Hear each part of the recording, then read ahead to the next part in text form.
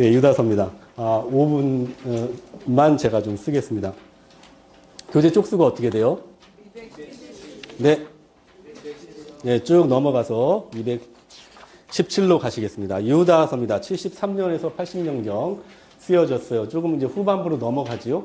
요 당시에 이단들이 활개를 쳤습니다. 그러니까 거짓 선생이라고 불렀던 베드로 후서의 상황에서 이제 이단이라고 하는 그 상황으로 약간 상황이 좀 심각해집니다. 교회 입장에서는. 아까 말씀드린 대로 요한 1, 2, 3서를 가게 되면 적 그리스도라는 표현이 나오게 되는데 더욱더 심각해지기 시작을 하죠. 그래서 교회 안에서는 이단들과 싸워야 되는 그 상황이 생기고, 말씀드린 대로 교회 밖에서는 도미티아누스 황제가 본격적으로 교회를 핍박하기 시작을 합니다. 그 상황에 지금 베드로 후서가 기록이 되는데요.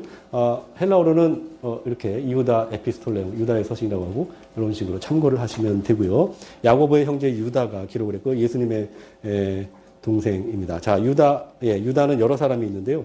교재 몇 쪽에 있죠? 이 내용이? 네, 217쪽 참고하셔서 보시기 바랍니다. 수신자 알려져 있진 않은데 아까 베드로 전서와 유사하지 않을까 생각을 합니다. 부르심을 받은 자, 곧 하나님 아버지 안에서 사랑을 얻고 예수 그리스도를 위하여 지키심을 받은 자들. 네, 디아스포라 유대 그리스도인데 어쨌든 해외에 있는 그분들이죠. 자, 배경에 대해서 한번 보겠습니다. 유대 7년 전쟁 이후 로마는 안정기에 접어들었지만 기독교를 향한 박해와 고난은 멈추지 않아요. 사실은 유대 7년 전쟁은 66년에 일어나거든요. 그러니까 7년 정도, 73년 정도. 그러니까 전쟁이 좀 이렇게 마무리되는 시기. 어쨌든 상황이 별로 좋지 않습니다. 바로 그 상황에서 교회 내에 거짓 교사와 이단 사상으로 신앙이 어려워지는 겁니다. 신앙을 잃을 위기에 있어요. 생명의 면류관의 목표를 잃어버리고 영생을 잃어버리고 구원을 잃어버릴 상황에 있어요. 바로 이때 극단적인 금욕주의를 주장하는 사람들, 극단적인 방종과 쾌락주의를 조장하는 사람들이 생겨났다는 겁니다. 이를 영지주의라고 얘기를 하는데 앞쪽에서 많이 설명을 해 주셨습니다. 자, 기록연대 73년에서 80년경으로 베드로 후서와 유사성이 좀 많이 있습니다. 네, 그 기록연대에 대한 내용은 참고하시고요.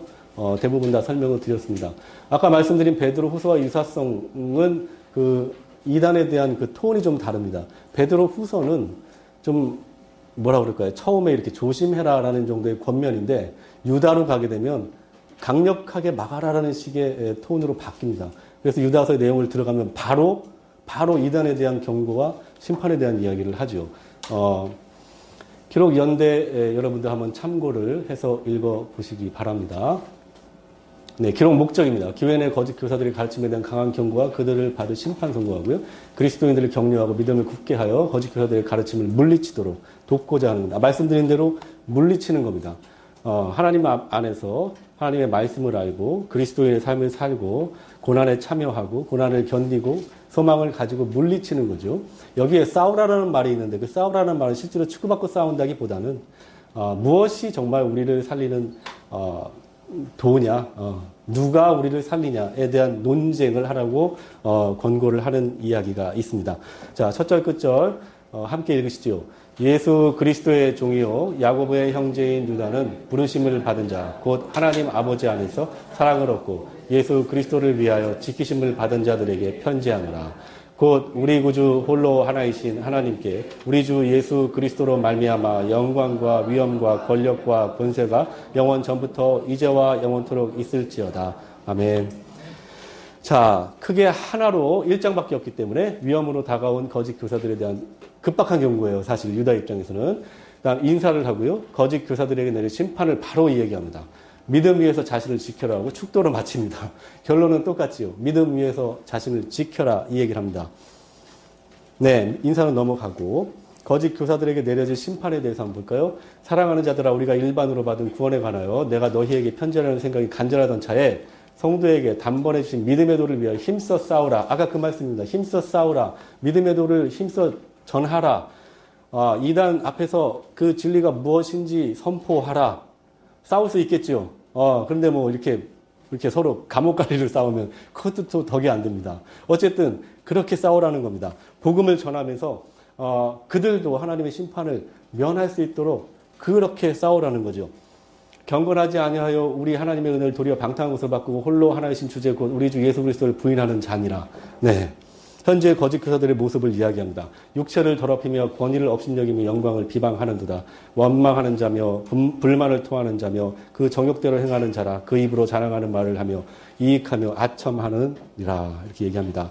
자, 그래서 믿음 위에 자신을 지키라. 이단으로부터 지키고 또 무엇을 가장 먼저 지키라는 거예요? 자신의 믿음을 지키라는 겁니다. 너희의 지극히 거룩한 믿음 위에 자신을 세우며 성령으로 기도하며 하나님의 사랑 안에서 자신을 지키며 영생에 이르도록 우리 주 예수 그리스도의 긍휼을 기다리라. 이 말씀을 우리 같이 읽어보시지요. 사랑하는 자들아, 너희는 너희의 지극히 거룩한 믿음 위에 자신을 세우며 성령으로 기도하며 하나님의 사랑 안에서 자신을 지키며 영생에 이르도록 우리 주 예수 그리스도의 긍휼을 기다리라. 아멘. 그러고서 축도로 마칩니다.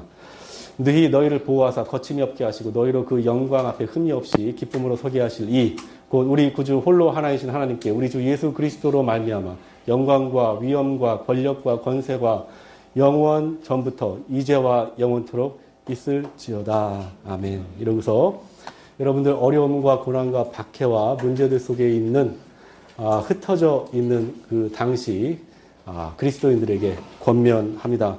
박해와 고난과 어려움 너무나 다양하고 너무나 많습니다.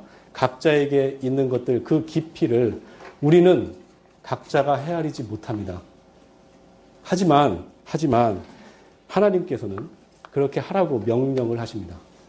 내 이웃을 내 몸같이 사랑하라. 내 이웃이 어려움이 있으면 그 어려움을 내 어려움이라고 생각하라고 이야기하십니다. 거짓 선생들과 이단들이 판을 칠 때 무엇이 우리를 구원하고 무엇이 우리에게 영원한 생명을 주는지 분명히 알고 분별하라고 이야기를 합니다. 일반 서신은 바로 그러한 어려움 속에 있는 모든 성도들에게 전하는 하나님의 진리입니다. 이 말씀을 믿으시고 우리 모두 온전한 그리스도인으로 살아가기를 간절히 기도합니다.